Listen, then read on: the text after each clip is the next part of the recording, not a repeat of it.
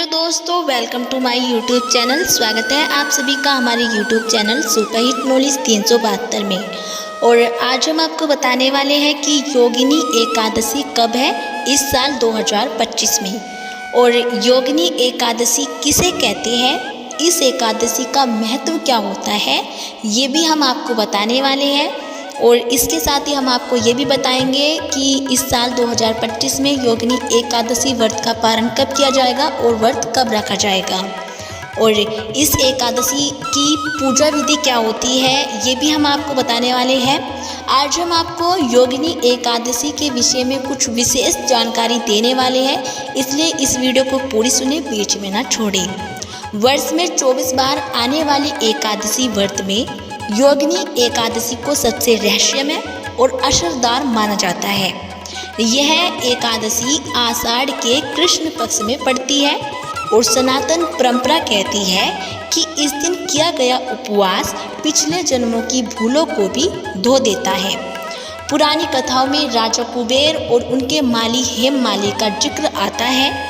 कुसूर के चलते हेममाली को कोढ़ हुआ था और नारद जी के सुझाए योगिनी एकादशी व्रत से वह दोबारा सुंदर देह पा गया था। उसी दृष्टांत से यह दिन मोक्ष तक पहुंचाने की सीढ़ी कहलाता है। अब जान लेते हैं कि इस साल 2025 में योगिनी एकादशी व्रत कब रखा जाएगा। पंचांग के अनुसार इस साल 2025 में योगिनी एकादशी का व्रत दिन शनिवार को 21 जून को रखा जाएगा। योगिनी एकादशी व्रत 21 जून दिन शनिवार को रखा जाएगा और एकादशी तिथि का प्रारंभ सुबह 7:18 पर होगा और वहीं इस तिथि का समापन अगले दिन यानी कि 22 जून दिन रविवार को सुबह 4:27 पर होगा।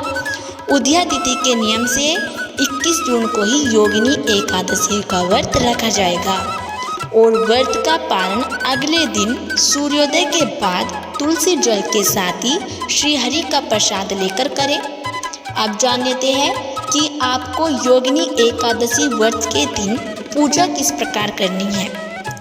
व्रती को ब्रह्म मुहूर्त में जगकर स्नान करना चाहिए और साफ पीले कपड़े पहनने चाहिए। घर के शांत कोने में लकड़ी की चौकी रखें और उस पर भगवान श्री हरि विष्णु की प्रतिमा या तस्वीर स्थापित करें। पीले फूल, फल, पंचामृत, तुलसी दल, मिश्री और पंजीरी अर्पित करें। घी के दीपक में अखंड लो प्रज्वलित करें।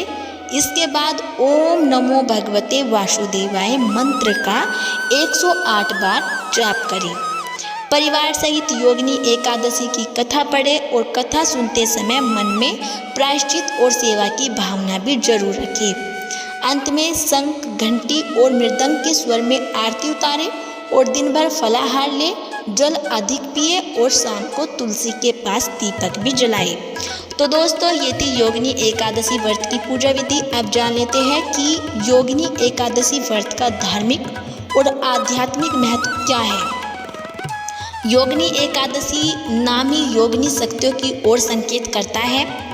यह व्रत शरीर, मन और कर्म को जोड़ता है। स्कंद पुराण कहता है कि इसका फल 8000 वर्षों के तप से भी बड़ा है। जो लोग कर्ज या मानसिक अशांति से घिरे हैं उन्हें यह उपवास नई ऊर्जा देता है और स्वास्थ्य भी सुधारता है। ग्रह क्लेश दूर होती है और धन के रास्ते भी खुल जाते हैं। इस व्रत को करने से सबसे अहम लाभ मोक्ष की दिशा में कदम है। विश्वास है कि जिस घर में यह व्रत निष्ठा से किया जाता है वहाँ अनाज, सुख और सौहार्द बना रहता है। तो दोस्तों, ये थी योगिनी एकादशी व्रत का महत्व। अब जान लेते हैं कि इस व्रत में क्या काम भूलकर भी नहीं करना चाहिए।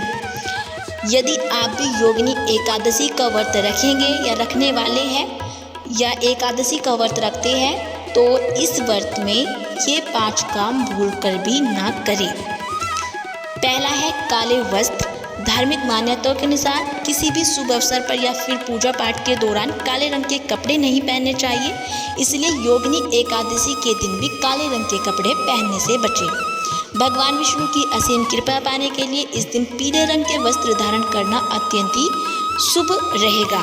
दूसरा है तुलसी की पत्तियाँ। तुलसी की पत्तियाँ भगवान श्री हरि विष्णु को बेहद ही प्रिय होती है। जिनके बिना भगवान को भोग भी नहीं लगाया जाता है। इसलिए योगिनी एकादशी के दिन भूलकर भी तुलसी की पत्तियां को न तो स्पर्श करें और नहीं तोड़े। तुलसी की पत्तियां तोड़ने से माँ लक्ष्मी नाराज हो सकती है, इसलिए आप एकादशी से एक दिन पहले ही तुलसी की पत्तियां तोड़कर रख लें। तीसरा है चावल। योगिनी एकादशी पर चावल का सेवन बिल्कुल भी ना करें। मान्यता है कि इस दिन चावल का सेवन करने से दोष लगता है। सभी एकादशी में चावल का सेवन नहीं किया जाता है। चौथा है अपमान। कोशिश करें कि इस दिन आप किसी का दिन न दुखाएं और वाद विवाद से भी बचें। किसी का भी अपमान करने से बचें और न ही किसी का मजाक उड़ाएं। पांचवा है मांस मदिरा।